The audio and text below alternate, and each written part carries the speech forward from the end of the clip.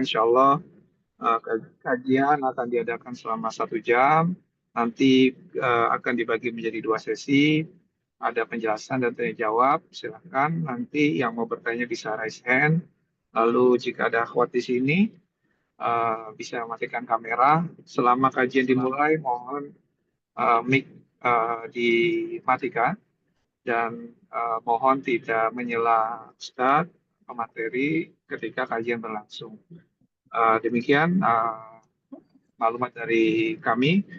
Silakan Ustaz Tafadhol untuk menyampaikan kajian sore ini. Baik, jazakallah khair Pak Fal. Santum, barakallahu fikum. Bismillahirrahmanirrahim. Alhamdulillah, salatu wassalamu ala Rasulillah sallallahu alaihi wasallam. Alhamdulillah, segala puji dan syukur atas limpahan rahmat karunia Allah kepada kita semua. Terutama nikmat yang sangat besar nilainya di sisi Allah adalah nikmat Islam yang Allah berikan kepada seorang hamba. Dan kita bersyukur juga alhamdulillah kita sekarang berada di bulan Sya'ban dan sudah mau masuk pertengahan. Maka kita berharap dan berdoa selalu semoga Allah jumpakan kita dengan bulan kemuliaan bulan Ramadan. Dan insya Allah di sesi kita pada sore ini persiapan menyambut Ramadan, kita akan membahas hal-hal yang berkaitan dengan fikih puasa sebagai wujud dari pengamalan ya dari hadis Nabi Shallallahu Alaihi Wasallam bahwasanya thalabul ilmi fardhatun ala kulli muslimin ya. Menuntut ilmu wajib bagi seorang muslim. Mana ilmu yang wajib dituntut adalah ilmu yang berkaitan dengan kewajiban ya. Ilmu-ilmu yang berkaitan dengan kewajiban yang Allah wajibkan. Di antara adalah puasa Ramadan. Kita semua tahu hukumnya adalah wajib dan dia rukun Islam. Maka wajib seorang muslim sebelum dia mulai puasa untuk mengenal hukum-hukum fikih yang berkaitan dengan puasa Ramadan. Ya, supaya kita bisa melaksanakannya dengan baik, dengan sempurna, dan supaya kita bisa menjauhi hal-hal yang bisa membatalkannya, ya, atau mengurangi nilainya. Maka ini diantara tujuan kita belajar fikih puasa. Baik, insya Allah sore ini kita masuk sesi kedua ya. Setelah 2 minggu sebelumnya kita sudah mengenal sedikit tentang muqaddimah pengantar dari puasa Ramadan.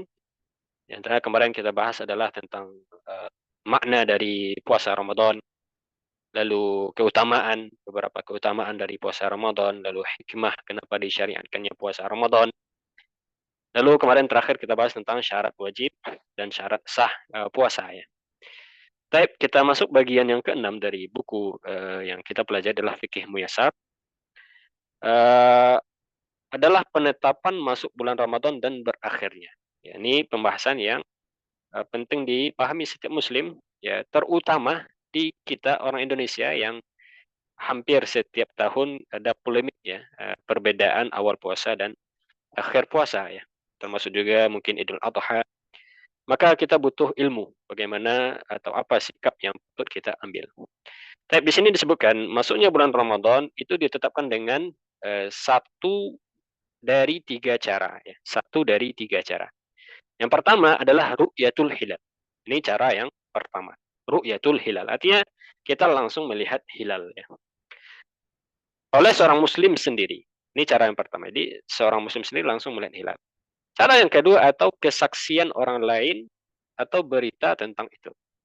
Artinya kalau kita tidak mampu melihatnya, ya boleh jadi tidak ada ilmunya atau posisi kita tidak memungkinkan, maka kita bisa mendengar persaksian dari orang lain. Ini cara yang kedua. Artinya al-ikhbar dari akharin. Al-ikhbar artinya kabar dari orang lain.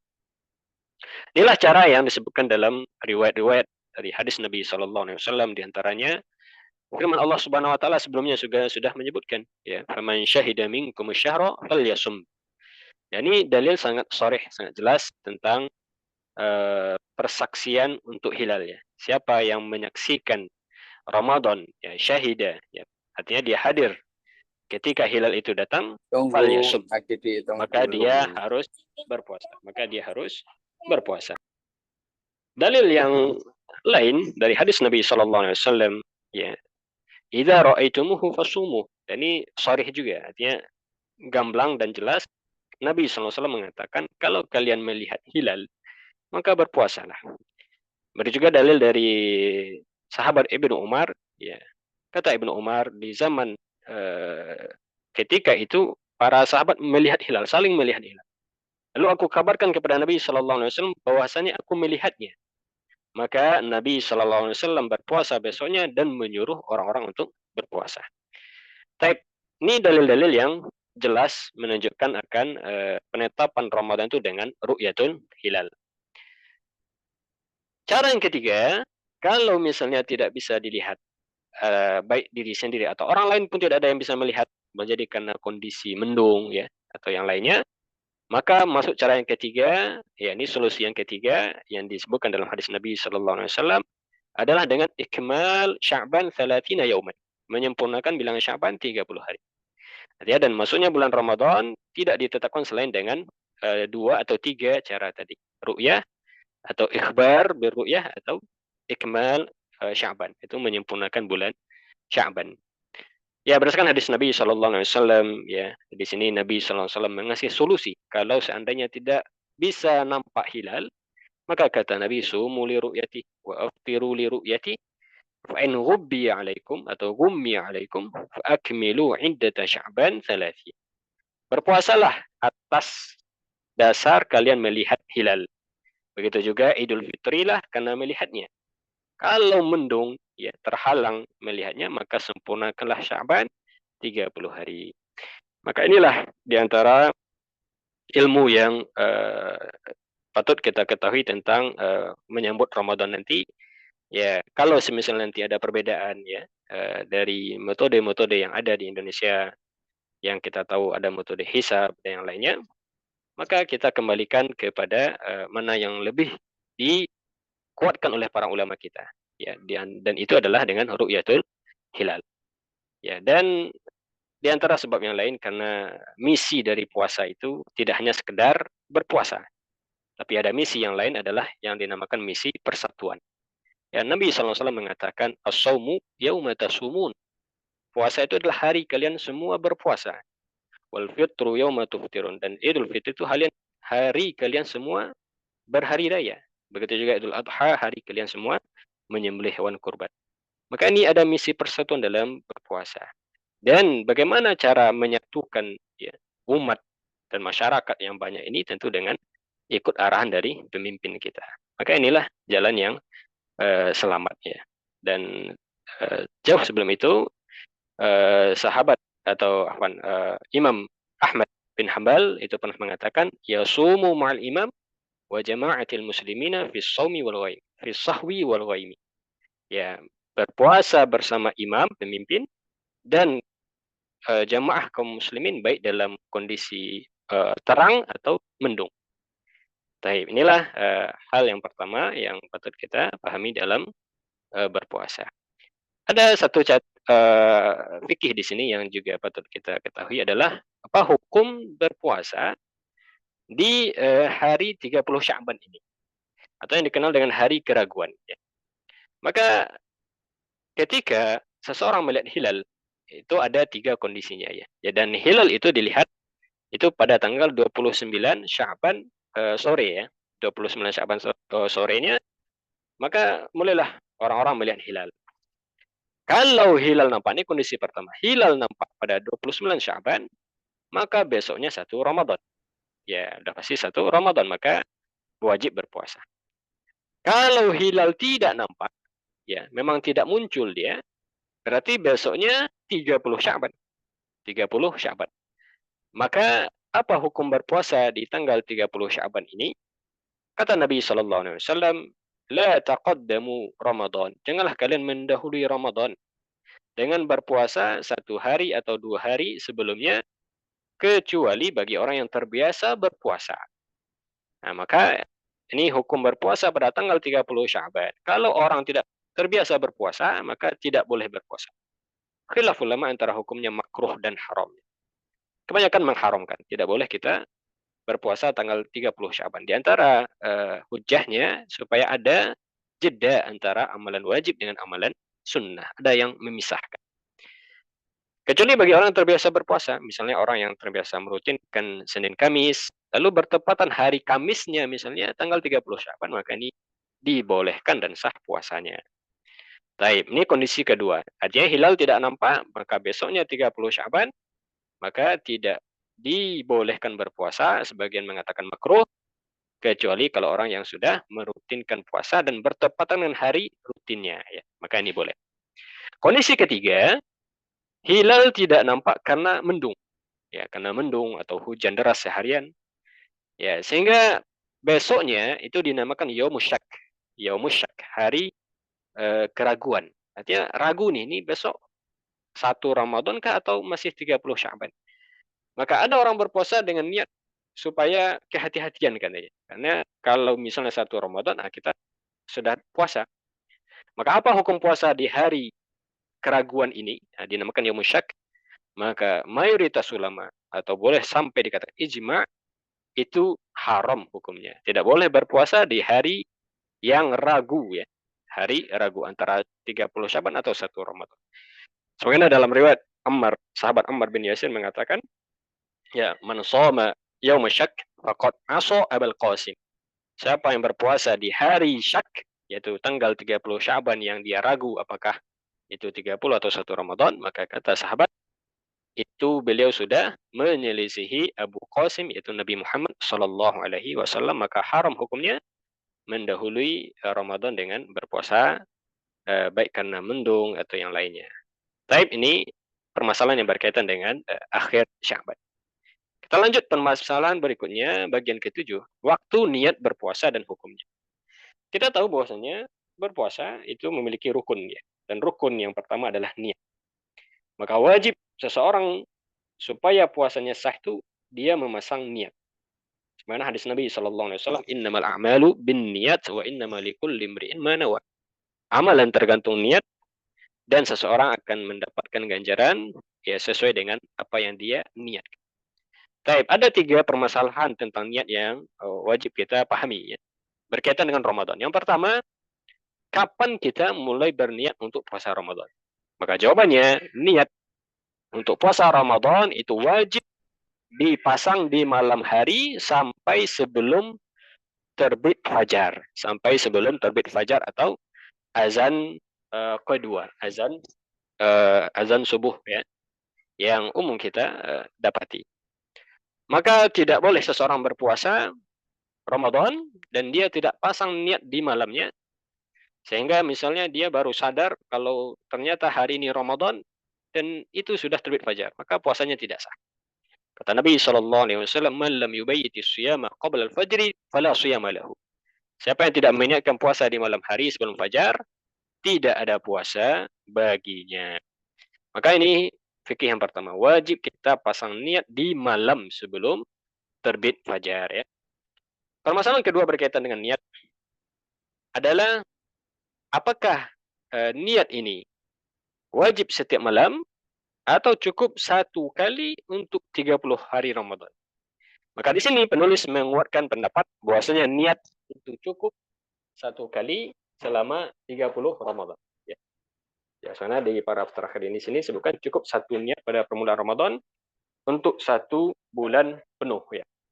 Namun dianjurkan memperbaharui niat pada setiap harinya. Dan inilah pendapat yang lebih meringankan untuk kita kaum muslimin berkaitan dengan niat Ramadan, ya. Meskipun mayoritas ulama dari 3 mazhab, ya, mazhab Hanafi, Syafi'i, dan Hambali, sebagian Hambali itu mengatakan wajib niat setiap malam. Dan alasan mereka karena Ramadan itu adalah rangkaian hari yang terpisah. Dan dalil mereka sangat kuat, ya. Buktinya ketika seseorang batal 1 hari misalnya dari Ramadan, tidak otomatis membatalkan semua puasanya. Ya, ini menandakan berarti hari-hari Ramadan itu hari yang terpisah, tidak satu rangkaian. Nah, maka wajib niat untuk setiap hari Ramadan. Ya, pendapat yang kedua, dan ini pendapat yang dikuatkan oleh mazhab Maliki atau sebagian mazhab Maliki, cukup 1 kali di awal Ramadan untuk 30 hari dengan hujah mereka karena Ramadan itu satu rangkaian ibadah selama 30 hari. Ala kulli hal ada khilaf Maka mana pendapat yang bisa kita ambil? Disebutkan di sini kita gabungkan. Artinya datang nanti hilal Ramadan, ya, seandainya hilal sudah datang, kita sudah dengar keputusan dari pemerintah, besok puasa, maka malamnya kita sudah pasang niat. Ya, hadirkan niat besok kita puasa Ramadan untuk 30 hari ke depan, dan nanti setiap malam kita tajdidun niat. Ulang lagi niat, ulang lagi niat. Inilah yang lebih kita ambil dan lebih meringankan. Berikutnya, berkaitan dengan niat, dan ini yang lebih utama lagi yang wajib dipahami, bagaimana cara berniat. Ya. Artinya kapan seseorang sudah dikatakan berniat untuk berpuasa. Maka kembalikan ke makna niat. Niat itu artinya al-azmu fil qalbi ala fi'li ta'ah. Yaitu tekad dalam hati untuk mengerjakan ketaatan. Itu niat.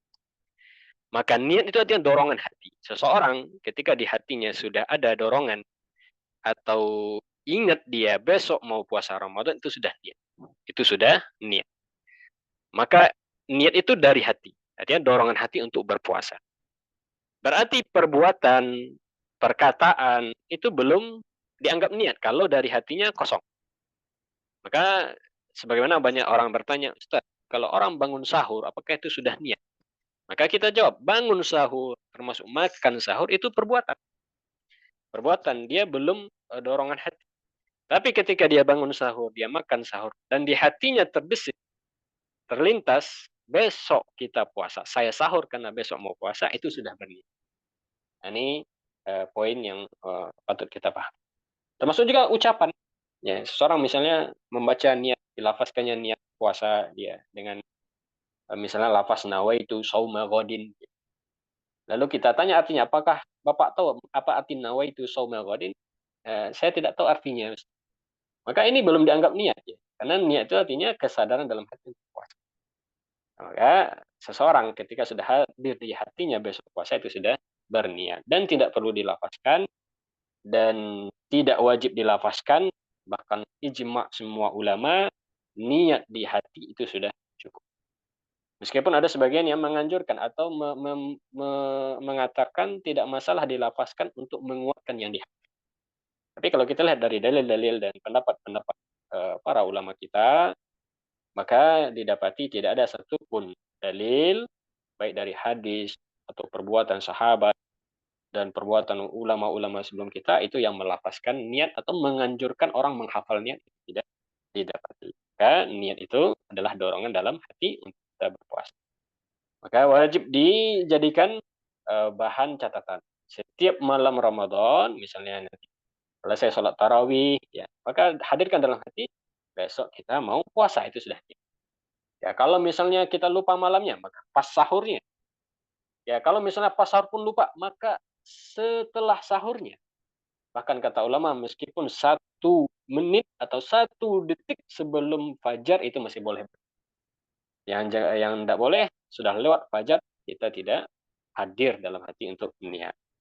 Tapi ini permasalahan berkaitan dengan niat yang kita sampaikan. Baik, berikutnya kita masuk bab kedua dari fikih puasa.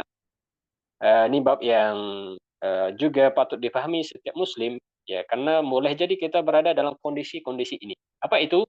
Itu al-a'dzar al-mubihah lil fitri wa mufattirati shaim.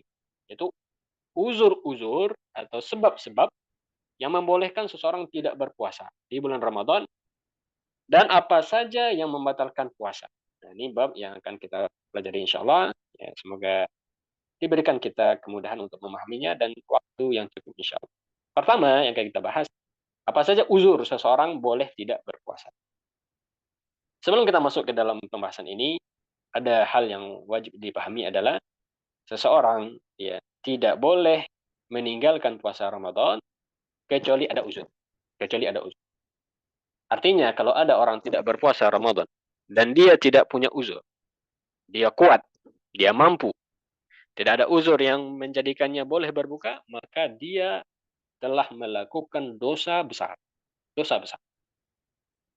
Dan para ulama menyebutkan di sini orang yang tidak puasa secara sengaja dan dia tidak punya uzur, dia sudah melakukan dosa besar, dia wajib bertaubat, beristighfar, dan setelah itu dia wajib mengqadha semua puasa yang dia tinggalkan.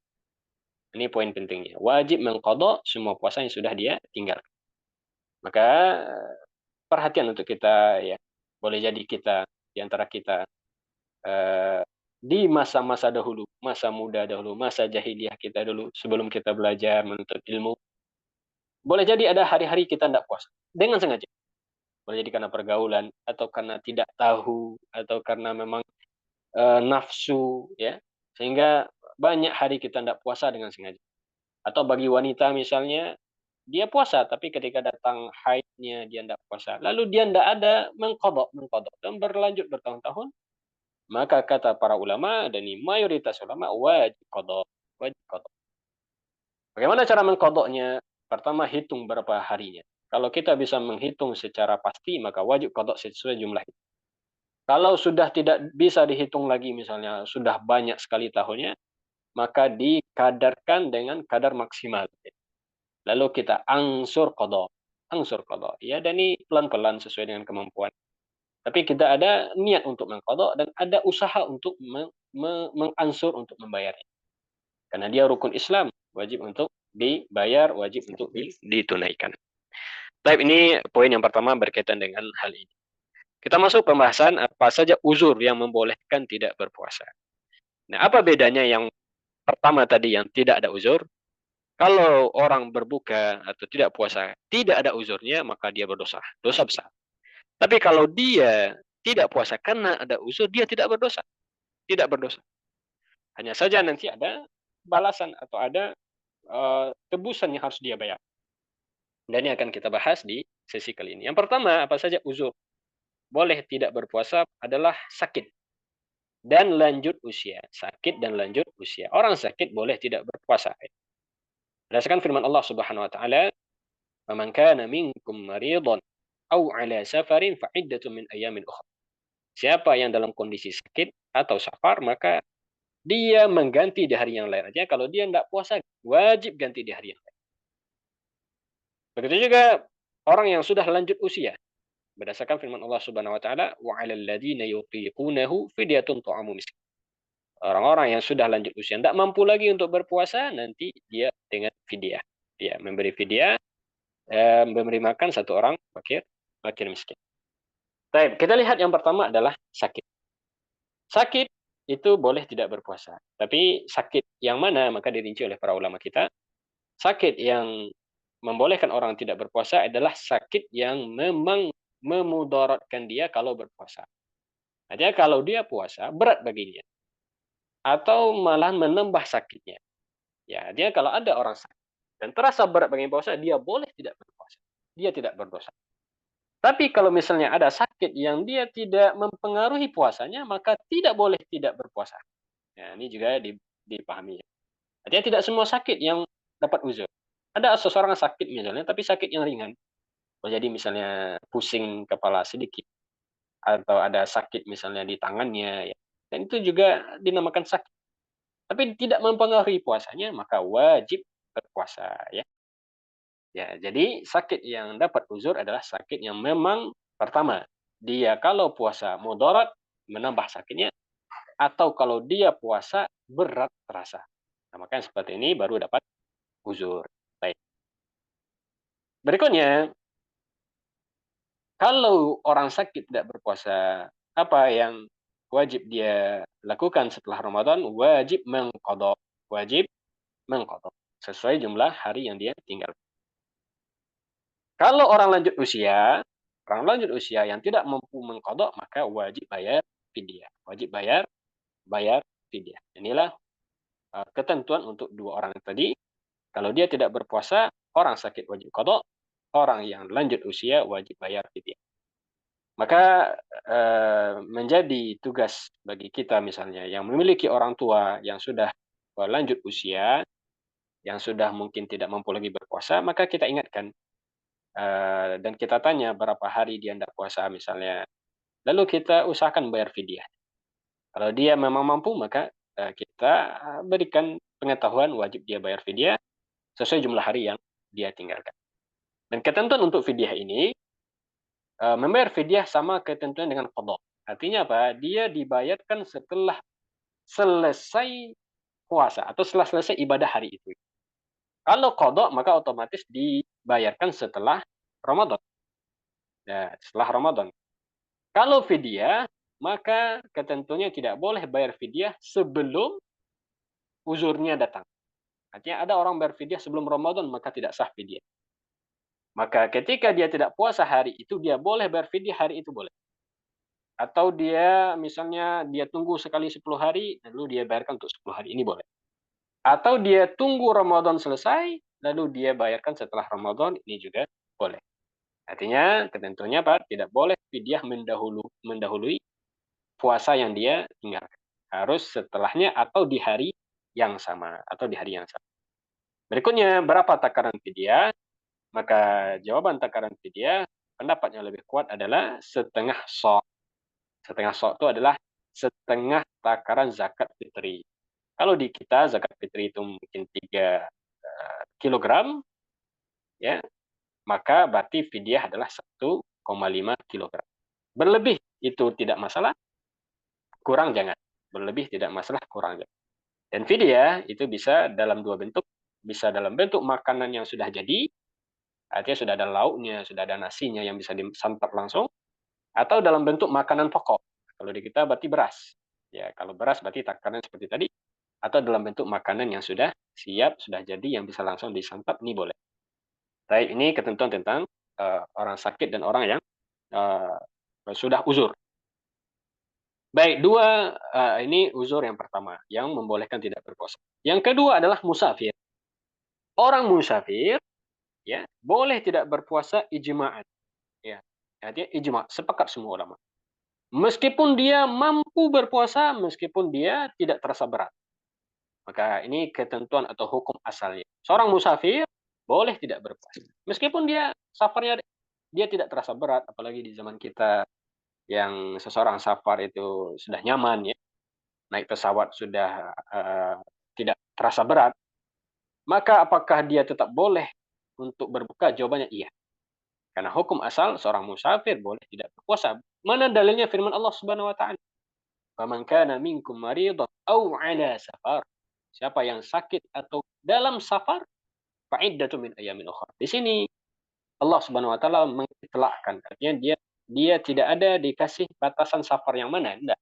Semua safar maka boleh tidak berpuasa dan ketentuannya nanti wajib qada, wajib qada. Jadi musafir, ya, boleh tidak berpuasa dan dia wajib mengganti di hari yang lain sejumlah hari yang dia tinggalkan.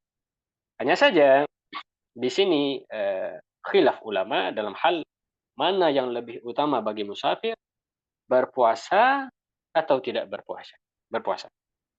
Maka dirincikan oleh para ulama kita, di antara bentuk rinciannya seperti ini. Kalau dia berpuasa dengan tidak berpuasa sama saja kondisinya, artinya kalau dia mau puasa sama statusnya, artinya biasa saja baginya, maka dalam hal ini kata para ulama asyamu afdal, berpuasa lebih utama baginya.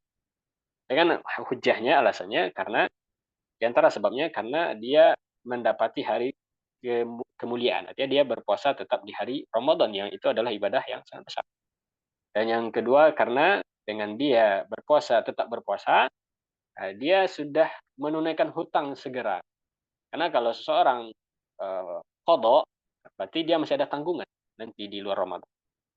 Alasan yang ketiga diantaranya kata para ulama adalah supaya dia tidak terasa berat untuk berpuasa nanti setelah Ramadan. Karena dia berpuasa di hari semua orang berpuasa. Jadi terasa ringan. Nah, ini kondisi pertama, musafir yang tidak terasa berat atau malahan justru dia merasa ringan dengan safarnya, maka afdolnya dia tetap berpuasa. Kondisi kedua, seorang musafir yang dia kalau berpuasa ada sedikit masyakkah. Mungkin letih atau mungkin dia lemah tenaganya, maka dalam hal ini afdol berbuka. Afdol berbuka. Ini disebut oleh para ulama. Di antara dalilnya adalah kata Nabi sallallahu alaihi wasallam, "Laisa minal birri as-shaumu fis safar." Ya, bukanlah kebaikan seseorang itu berpuasa dalam safar. Artinya puasa yang mana? Puasa yang menyebabkan dia letih. Ya, puasa yang menyebabkan dia letih. Maka afdalnya kita ambil rukhsah. Dan juga dalam hadis Nabi sallallahu alaihi wasallam, alaikum bi rukhsatillahi allati alaikum, rakhasa alaikum. Kalian ambillah rukhsah yang Allah sudah berikan. Ini hadiah dari Allah Subhanahu wa taala. Baik, ini kondisi kedua. Kondisi ketiga, seorang musafir kalau dia tetap berpuasa maka memudaratkan badannya, memudaratkan dirinya.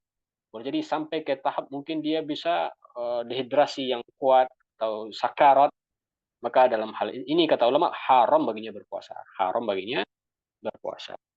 Maka tiga kondisi ini bisa kita lihat bagi kita ketika safar, maka kita lihat mana kondisi yang memungkinkan kita.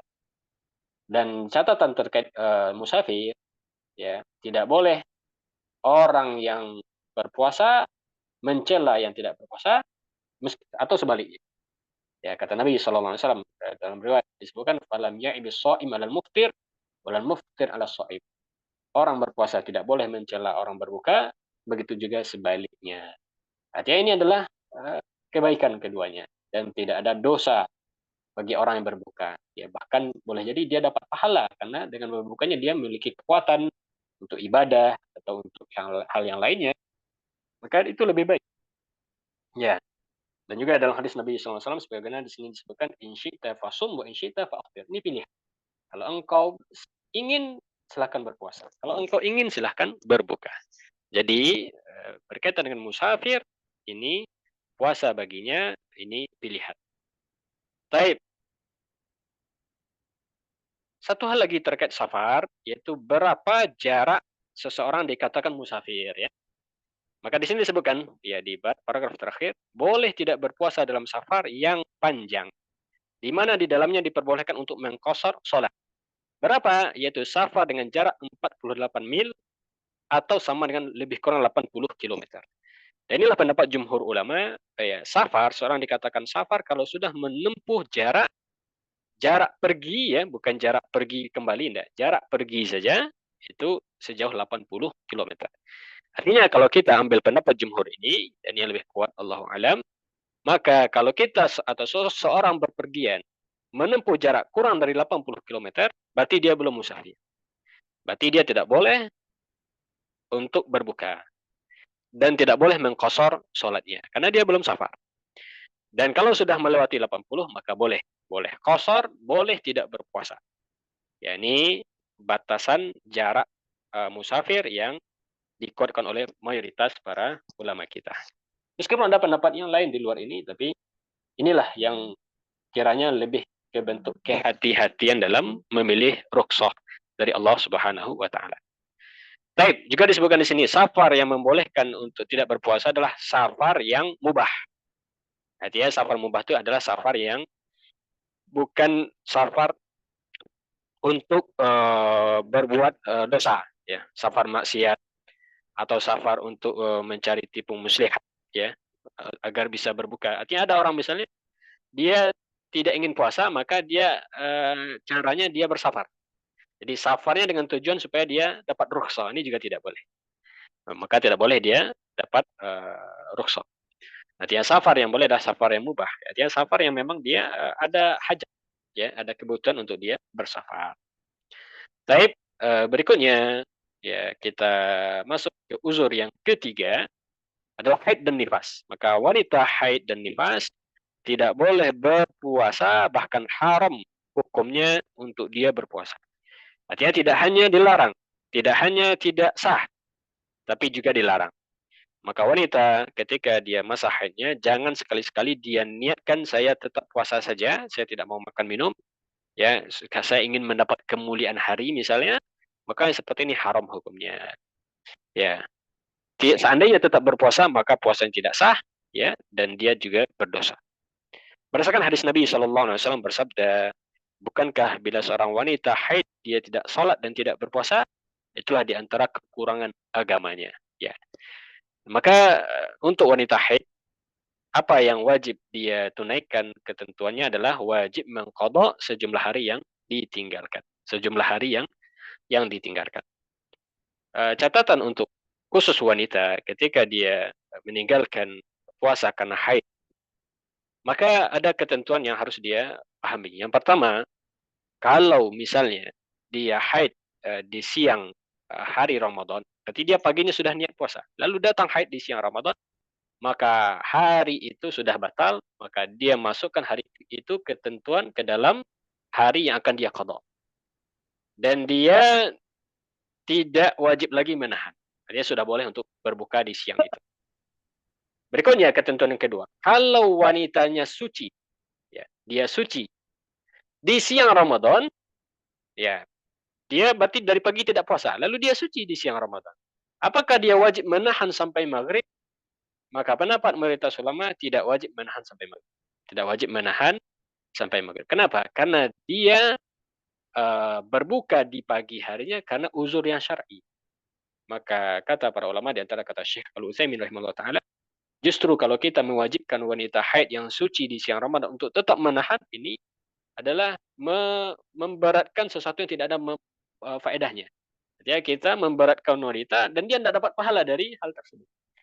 Maka ini pendapat yang kita ambil, artinya dia tidak wajib menahan meskipun dia sudah suci di siangnya. Berarti hari itu dia tetap hitung qada, ya, dan dia wajib mengganti sesuai jumlah yang sudah dia tinggal.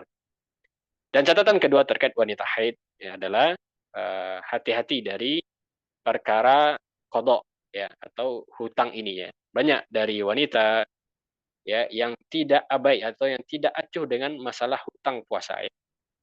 Maka ini PR bagi wanita, termasuk bagi para suami, untuk mengingatkan anaknya, istrinya.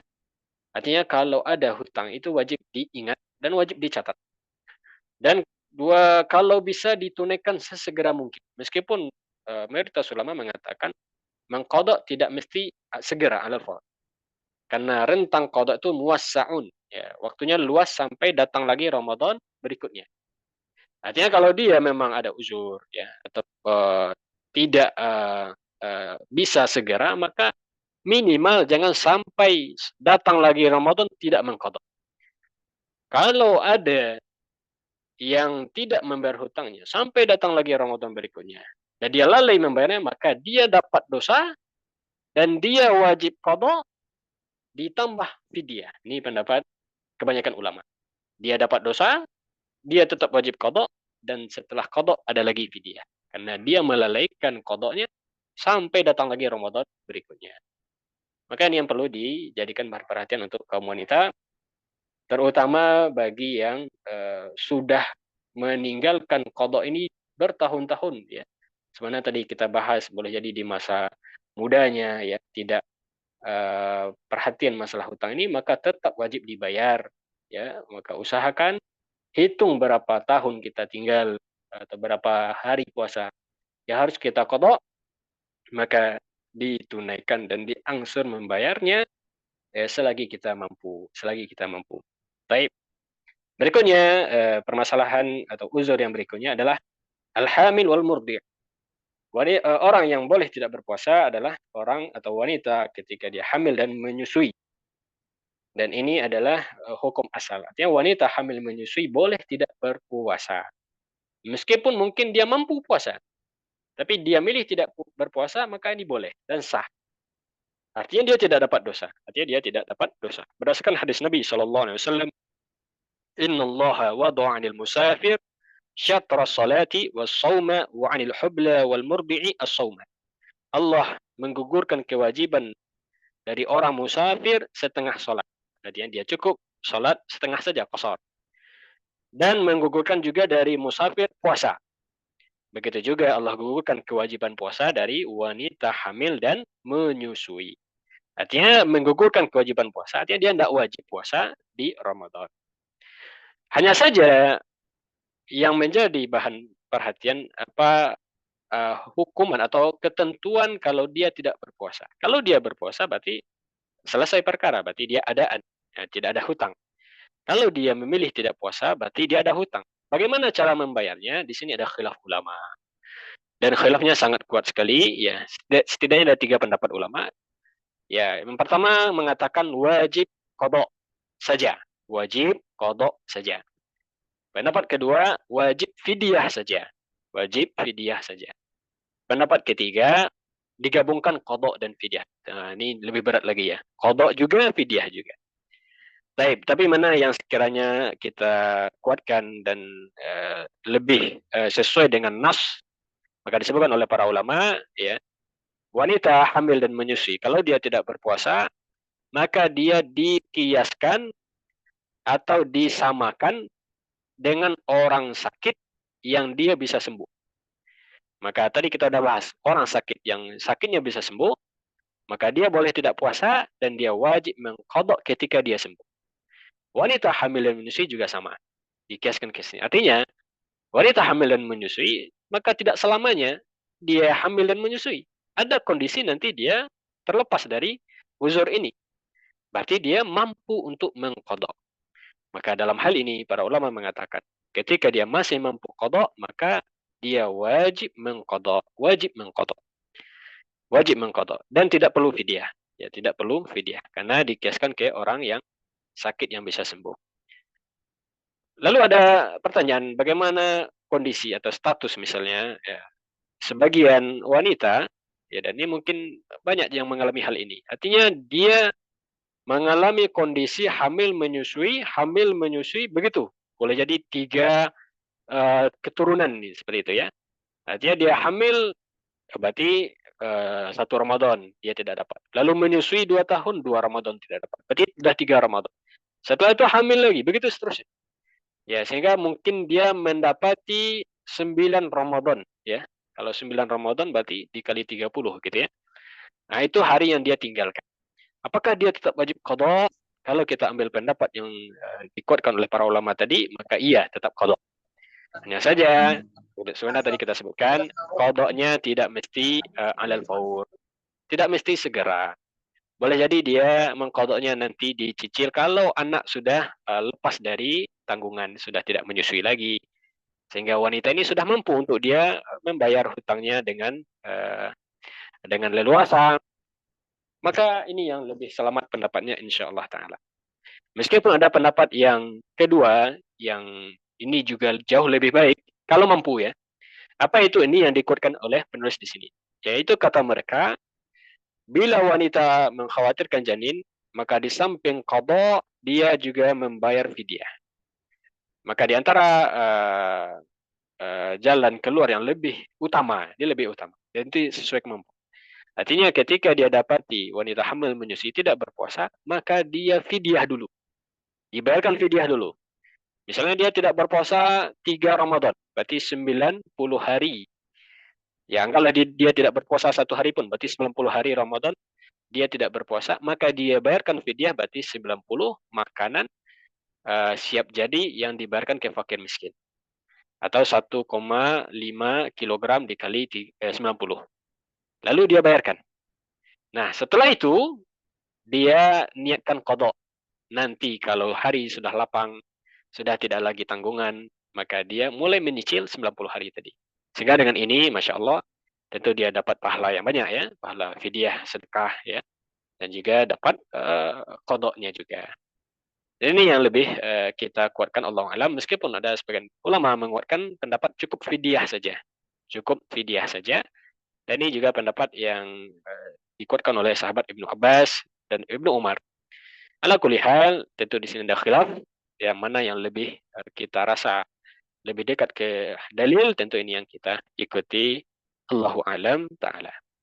Baik, bagian kedua pembatal puasa, insyaAllah ini kita jadikan di sesi berikutnya. InsyaAllah kita masih ada satu sesi lagi di minggu keempat sebelum Ramadan insyaAllah. Semoga Allah berikan taufik dan kemudahan memahami fikih Ramadan, dan lebih dari itu semoga Allah berikan kekuatan kita untuk mengamalkan ilmu yang kita pelajari pada sore hari ini. Barakallahu fikum, jazakumullah khairan. Kita serahkan ke moderator. Pak Fahal, silahkan. Nah, Ustaz, barakallahu fikum. Terima kasih syukran atas materi yang disampaikan. Baik, ikhwan semua, saat ini kita masuk ke sesi tanya jawab. Dan tentu dalam sesi tanya jawab seperti yang Anda sampaikan tadi, ada beberapa ketentuan, silakan nanti di raise hand atau dimasukkan dalam chat. Dan tentunya dalam bertanya ini niatnya adalah untuk menambah ilmu, mengangkat kebodohan. Dan usahakan sesuai dengan apa yang sedang dibahas. Baik Ustadz, izin Ana bacakan dulu Ustadz. Ada yang sudah masuk dari Ahina Andri Abu Alif. Bismillah, izin bertanya Ustadz. Saya pernah mendengar ada yang mengatakan jika seorang wanita haid setelah masuk waktu sholat, maka atas sholat itu harus diqodho setelah dia suci. Misalnya azan zuhur jam 12, kemudian jam 1 si fulana haid dan dia belum sholat duhur. Maka dia harus mengqadha sholat duhur tersebut setelah dia suci. Apakah yang seperti ini sahih dan ada dalilnya Ustaz? Jazakallahu khairan wa barakallahu fiik. Baik, barakallahu fikum. Pertanyaan dari Pak Andri Abu Alif. Kalau kita lihat di sini tidak sesuai dengan materi, tapi tidak masalah kita jawab ya. Ini berkaitan dengan sholat ya. Baik, di sini ada dua kasus ya. Kasus pertama seperti yang ditanyakan. Artinya dia masuk sholat, lalu dia tidak sempat sholat, datang haid. Artinya sholat sudah datang nih. Lalu dia tidak sempat sholat, datang haid. Apakah sholat itu wajib qadha? Maka Allahu alam, pendapat yang lebih kita kuatkan adalah sebenarnya yang dipilih oleh Syekh Shalih Al Fauzan kalau tidak salah dalam Mulakhas Al-Fiqhi, tidak wajib qadha. Tidak wajib qadha. Pertama karena waktu sholat itu muwassa. Waktu sholat itu muwassa. Artinya dan ini dalam kasus dia memang tidak ingin melalaikan sholat. Ya, tidak ingin melalaikan sholat. Misalnya dia mungkin zuhur masuk jam 12, dia ingin sholat jam 1 misalnya, lalu dia siap-siap mau sholat ternyata haid. Artinya dia memang tidak sengaja melalaikan sholat itu. Ya. Berbeda kasus misalnya dia memang ingin melalaikan sholat, menunda sholat, dan dia tahu misalnya sebentar lagi dia akan haid karena jadwalnya rutin, maka seperti ini tentu dia ada lebih selamatnya tetap qadha untuk sholat zuhur itu. Ya. Baik, ini kasus yang pertama. Perkara sholat yang dia tinggalkan dan dia tiba-tiba haid. Kasus kedua, dia suci, nah ini sucinya lagi, suci di waktu asar ya. Atau suci di waktu isya. Makanya seperti ini dia qadha zuhur dan asar. Ini pendapat jumhur ulama dari 4 mazhab ya. Dan ini banyak dari wanita yang tidak mengetahui ya. Maka para suami yang memiliki istri ajarkan hal ini. Ya, disebutkan alasannya oleh para ulama, kita Syekh Utsaimin rahimahullah taala, karena sholat zuhur dan asar itu adalah sholat yang dia bisa dilakukan dalam satu waktu. Maka wanita haid lalu dia suci di waktu asar, dia sholat zuhur dan asar.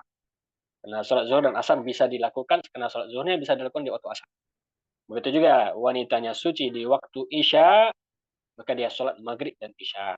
Ya. Sehingga dia mendapatkan 2 ibadah sholat ya dalam satu waktu ini. Ini pendapat kebanyakan para ulama dan ini yang lebih kuat insyaallah taala. Sedangkan untuk kasus yang pertama maka dia tidak wajib mengqadha sholat yang dia belum sempat kerjakan tadi disebabkan karena memang dia karena bukan melalaikan tapi karena memang ada tamu yang datang yang itu adalah fitrahnya bagi wanita. Allahu a'lam bishawab. Ini sekiranya jawaban yang berkaitan dengan hal ini. Tentu ada pendapat yang lain, itu bisa nanti dibahas ya. Baik, silakan. Nah, Ada Ustaz, lagi? syukran, barakallahu. Ada lagi Ustaz, raise hand dari serta atas nama di Zoom-nya ini atas nama Santi. Iya. Baik, silakan. Baik. Ibu ini ya.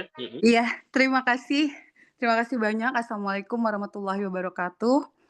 Waalaikumsalam warahmatullahi wabarakatuh. Iya, Ustadz saya mau tanya beberapa hal, ini ada beberapa pertanyaan.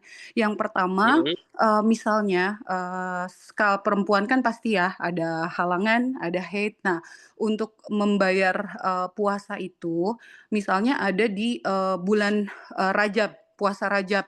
Nah, dalam puasa Rajab ini, apakah kita berniat berpuasa untuk mengganti puasa, apakah kita mendapatkan juga pahala dari puasa Rajabnya? Itu yang pertama. Kemudian kedua, misalnya dalam puasa Rajab itu kita berhalangan lagi. Nah, sudah melewati di bulan, Sya'ban. Nah, bulan Sya'ban ini kan, apakah bisa kita tetap membayar untuk, bayar puasa, puasa yang hutang yang tahun kemarin, itu kedua. Nah, terus yang ketiga, kalau misalnya kita, dari misalnya perjalanan, safar ya, musafir dari, misalnya kita tetap ingin puasa, kita dari Eropa misalnya. Nah, di Eropa itu dalam perjalanan misalnya kita sampai di Dubai. Nah, di Dubai itu misalnya masih dalam, puasa, belum buka. Tetapi kita puasa dari misalnya di Eropa. Nah, di Eropa itu misalnya sudah jamnya berbuka. Nah, itu hukumnya bagaimana? Apakah kita mengikuti, berbuka, waktu di Eropa atau pada saat kita memang sudah sampai di misalnya di Dubai belum waktunya untuk berbuka? Itu saja, Ustadz pertanyaannya. Baik. Barakallahu fikum, Ibu Santi ya. Iya. Jazakallah khairan. Baik.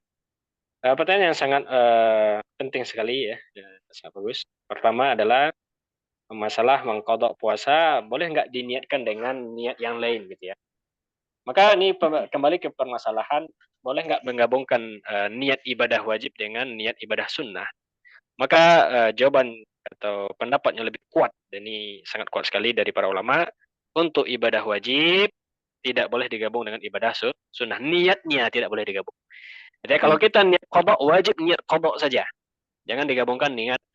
Misalnya ini kasus yang sering terjadi, puasa Syawal, 6 Syawal. Wanita dia ada hutang, lalu di bulan Syawal dia qadha, niatkan qadha dan 6 Syawal. Dua niat sekaligus, ini tidak sah. Tidak sah. Tidak sah qadha dan tidak sah Syawalnya. Maka wajib diperhatikan. Untuk qadha ini karena puasa wajib niatnya satu saja. Berarti kalau kasus Syawal tadi, dia puasa qadha, lalu kalau masih ada Syawal, dia bayar, dia puasa sunnah Syawal. Nah, lanjutkan puasa sunnah Syawal. Kalaupun misalnya dia hari sudah sempit dan dia belum sempat mengqadha, lalu dia ingin mendapat fadilah Syawal, maka dahulukan Syawal, ini boleh. Karena qadha waktunya luas. Syawal waktunya sempit. Ya kan? Hanya di bulan Syawal saja. Maka seperti ini. Hanya saja boleh kita ambil hari-hari yang baik. Ini boleh. Artinya kita cari hari yang bertepatan hari baik. Misalnya qadha-nya kita ambil hari Senin, hari Kamis, ya tidak masalah. Karena kita ingin mencari harinya, keutamaan harinya. Tapi niatnya harus satu. Termasuk nanti tadi di bulan Rajab, termasuk bulan Sya'ban, Artinya kalau kita, ini pertanyaan kedua tadi ya, kalau kita tidak sempat qadha sampai datang Sya'ban, masih boleh. Ya, masih boleh. Karena Sya'ban itu masih rentang waktu qadha. Oke, Yang tidak boleh adalah sampai datang Ramadan kita belum sempat qadha. Nah, ini yang tidak boleh, kan? Iya, Kecuali siap kalau ada Ustaz. halangan. Kecuali ada halangan. Halangan contohnya dia hamil, dia menyusui. Nah, tentu dia ada halangan seperti ini, maka dia boleh melewatkan dan tidak ada dosa dan tidak ada fidyah setelah.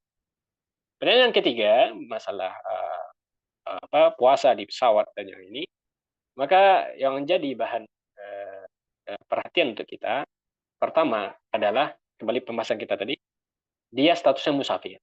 Dia statusnya musafir. Musafir, dia punya rukhsah, hadiah dari Allah Subhanahu wa taala untuk tidak berpuasa. Maka kalau dia lihat dia berat dengan safarnya, jangan berpuasa. Ambil aja berbuka, ini hadiah dari Allah. Dan tidak tercela seseorang berbuka dalam safar.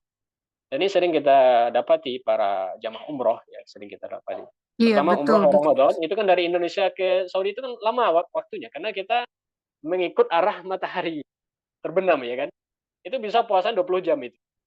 Ya seharusnya cuma 15 jam jadi 20 jam. Maka ketika kita bawa jamaah, sering kita nasihatkan, kalau berat jangan berpuasa, buka aja, nanti kita qadha.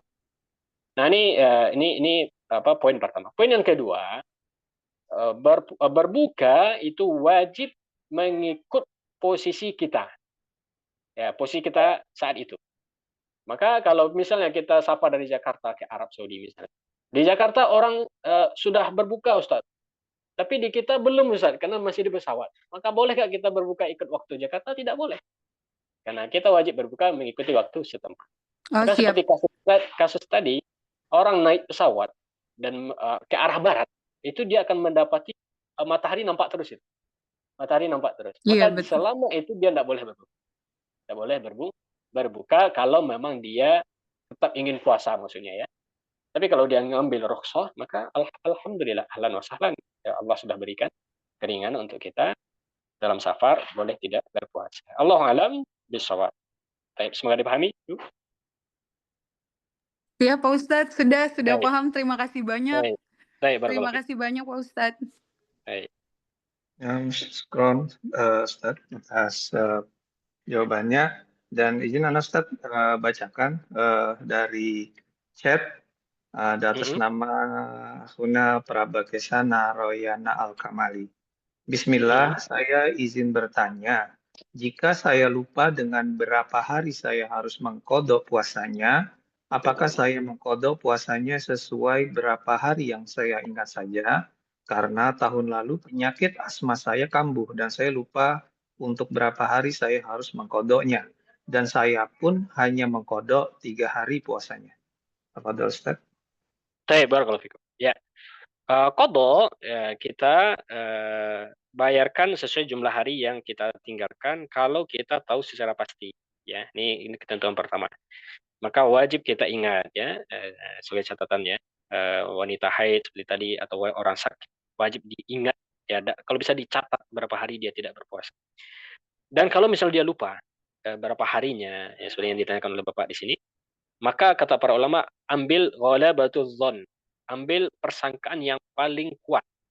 Artinya kita wajib takarkan dulu, hitung-hitung dulu. Kita coba dulu mengingat-ingat semampu kita. Berapa hari ya, berapa hari ya. Kalau ada bantuan misal mungkin ada istri atau keluarga yang bisa kita tanya, kita tanya. Ya, kita usaha dulu mencari mana yang jumlah hari yang kita tinggalkan semampu kita. Kalau memang tidak mampu lagi, maka ambil persangkaan yang lebih kuat. Jadi tetap kita ambil persangkaan. Tentu hukumnya persangkaan lagi zon ya. Tapi mana persangkaan yang lebih kuat, maka kita kodok sejumlah hari itu. Ya, maka seperti tadi misalnya, kalau Bapak ragu nih, antara misalnya 10 atau 8 hari ya, misalnya. Ambil yang 10. Ya, ambil yang 10. Karena berlebih tidak masalah daripada kurang. Kalau kita ragu nih, antara 5 atau 7 ya, ambil yang 7. Artinya jangan ambil yang sedikit. Dan ini sebagaimana kasus orang ragu dalam jumlah rakaat sholat ya. Nah, bisa dikiaskan guys. Kita sholat ragu jumlah rakaat. Ini rakaat ketiga atau keempat ya. Ambil ini rakaat ketiga. Berarti kita tambah satu lagi. Artinya berlebih dalam ibadah tidak masalah, bahkan pahala. Maka kalau misalnya Bapak yakin atau kalaupun tidak yakin tapi persangkaannya kuat 3 hari, maka kita kodok 3 hari. Kita kodok 3 hari. Jadi ambil yang zon atau persangkaan yang lebih kuat. Nah itu yang kita kodok. Dan insya Allah sudah terbayar hutang ya, karena kita sudah melaksanakan dengan kemampuan kita. La yukallifullahu nafsan illa wus'aha. Ya Allah tidak membebani sesuai dengan kemampuan kita, maka kita usaha dulu mencari jumlah hari. Barakallahu fikum. Baik, ada lagi? Silakan. Baik, syukran Ustaz. Ada yang mau bertanya? Silakan, Ikhwah. Belum ada. Izin Ustaz, apakah boleh satu pertanyaan lagi Ustaz jika belum Baik, ada yang satu bertanya? lagi. Silakan. Bapak Ya, Ustaz. Izin dari Anas Ustaz. Tadi Ustaz sampaikan mengenai beberapa pembatal, kemudian ada kewajiban ketika dibatalkan. Dalam hal ini wajibnya untuk mengkodok. Nah, pertanyaan Anda Ustaz, jika ada misal orang tua Ustaz, orang tua saat ini masih sehat, mampu untuk mengkodok puasanya untuk membayar puasa sebelumnya yang belum yang batal. Kemudian di pertengahan jalan, misalnya di pertengahan jalan orang tua ini meninggal, Ustaz. Orang tua ini meninggal dan kita ketahui bahwasanya orang tua kita itu masih ada sisa misalnya 5 hari puasa yang belum dibayar, Ustaz. Iya. Kemudian apakah kita wajib mengkodoknya, menggantinya, mekanismenya bagaimana, dan siapakah yang paling wajib untuk menggantinya, Ustaz? Nah, Ustaz. barakallahu fikum. Baik, ini berkaitan dengan masalah cara kodok ya. Dan ini ada bab nanti setelah ini, insya Allah pertemuan berikutnya kita akan masuk pembahasan itu, masalah ketentuan qada ya. Tapi kita jawab ringkas saja, insya Allah. Orang yang meninggal lalu dia ada hutang puasa, maka dirincikan oleh para ulama. Rincian pertama, dia meninggalkan puasa karena memang tidak mampu berpuasa. Seperti dia memang sudah tua, ya, atau dia sakit parah. Lalu dia meninggal setelah itu, maka tidak ada kewajiban apapun, baik bagi ahli waris atau yang selain. Kenapa? Karena dia memang diberikan keringanan oleh Allah Subhanahu wa taala untuk tidak berpuasa. Dan dia memang tidak mampu untuk mengqadanya. Tidak mampu untuk mengqadanya. Yang kedua, dia ini sehat, lalu ada hutang puasa, lalu dia meninggal. Apakah ahli waris bisa mengqadanya, menggantikan puasa yang dia tinggalkan tadi? Maka dalam hal ini ada hadis dari Nabi Sallallahu Alaihi Wasallam yang mengatakan dainullahi ahqqu an yuqda, kata Nabi Sallallahu Alaihi Wasallam, ya hutang Allah ya, ini lebih utama untuk dibayarkan. Maka sebagian ulama mengatakan boleh kita menggantikan puasa orang yang sudah meninggal. Bahkan sebagian lagi mengatakan wajib hukumnya kalau kita tahu jumlah hari yang dia tinggalkan, maka ahli waris itu bisa menggantikannya. Sebagian lagi mengatakan tidak perlu diganti dengan puasa, bisa dengan fidyah saja. Bisa dengan fidyah saja. Kita niatkan ini fidyah untuk orang yang sudah meninggal tadi. Ya, di sini ada khilaf dalam mazhab ya, dan ketentuannya seperti tadi ya. Dia boleh dengan puasa, boleh dengan qada. Tapi yang lebih sesuai dengan nas bagaimana dalam hadis Nabi SAW riwayat Ibunda Aisyah, man mata wa alaihi siyamu shoma anhu wali. Siapa yang meninggal dan ia masih mempunyai hutang puasa, maka dibayarkan puasanya oleh walinya, Maka kalau kita tahu dia memang punya hutang puasa, kita qadhakan untuk dia dan kita ini boleh, insyaallah taala. Barakallahu fiik. Syafal, nanti rinciannya insyaallah kita bahas di berikutnya. Oh, nah Ustaz, keras Ustaz jawabannya. Ustaz Afan, ini ada satu lagi masuk di Ada satu lagi chat. Mas. Baik. Dari Ahdidit Ustaz. Izin Anda bacakan, ini pertanyaannya terakhir ya, Ustaz ya. Oke. Bismillah, Assalamualaikum ilaikum Ustaz. Jika di Dubai Burj Khalifa, jika ada seseorang yang berpuasa di lantai atas dan lantai bawah, matahari terbenam berbeda. Bagaimana hukumnya Ustaz? Barakallahu fiikum. Insyaallah. Saking tingginya Ustaz. Iya betul ya.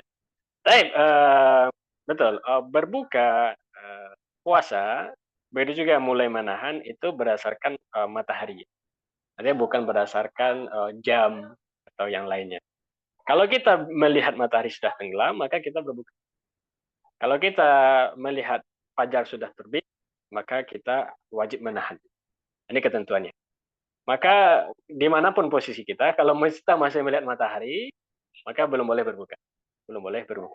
Kalau dia sudah tidak melihat lagi matahari, ya itu dalam kondisi dia bukan di lembah yang menghalangi gunung seperti itu ya. Ini dalam kondisi normal. Tapi yang seperti ini tentu kondisinya tidak ibaratnya tidak berjarak jauh ya.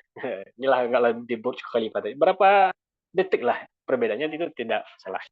Tapi kalau dia masih melihat matahari, maka tidak boleh. Maka kasus seperti tadi orang di pesawat, yang kita sampaikan tadi, di pesawat dia melihat matahari terus, maka tidak boleh berbuka. Selagi dia masih melihat cahaya matahari jelas, ya matahari jelas, belum tenggelam, maka tidak boleh berbuka. Baik, jadi ketentuannya Pak, berbuka dan menahan berdasarkan terbit fajarnya atau tenggelam mataharinya. Allahu a'lam, barakallahu fikum. Baik, cukup insyaallah. Syafal, nanti kalau ada pertanyaan-pertanyaan, insyaallah kita ada satu sesi lagi di minggu keempat bulan ini. Silakan disiapkan pertanyaannya. Insyaallah nanti bisa kita jawab insyaallah. Nah, Ustaz, barakallahu fikum. Semoga menjawab jawabannya Ahdidit. Baik, Ustaz, alhamdulillah Allah mudahkan kajian kita ini berjalan dengan baik. Dan kami ucapkan terima kasih atas partisipasi dari seluruh peserta yang hadir. Terima kasih juga, syukron kasiron, jazakallahu khairan kepada Ustadzuna Andrianto Syamsuddin, hafizallahu ta'ala. Semoga ilmu yang Ustaz sampaikan, menambah dan menjadikan ilmu yang bermanfaat serta mengangkat kebodohan dari diri kita. Semoga Allah berikan kesehatan untuk kita semua. Izin Ana Faal Abu Syaf, izin undur diri. Insya Allah ya Ustaz ya, kita jumpa di pertemuan selanjutnya. Insya Allah di 2 pekan lagi ya Ustaz, di Insya pekan Allah. keempat bulan Syaban ya Ustaz. Tanggal 23. Tanggal 23 insya Allah Ustaz. Izin kita tutup Ustaz majelis ini dengan doa kafaratul majelis. Subhanakallahumma wa bihamdika asyhadu an la ilaha illa anta astaghfiruka wa atubu ilaik. Baik, Ana izin diri, Ana tutup. Assalamualaikum warahmatullahi wabarakatuh. Waalaikumsalam. Waalaikumsalam warahmatullahi wabarakatuh. Terima kasih Ustadz, terima kasih semuanya. Barakallahu fikum.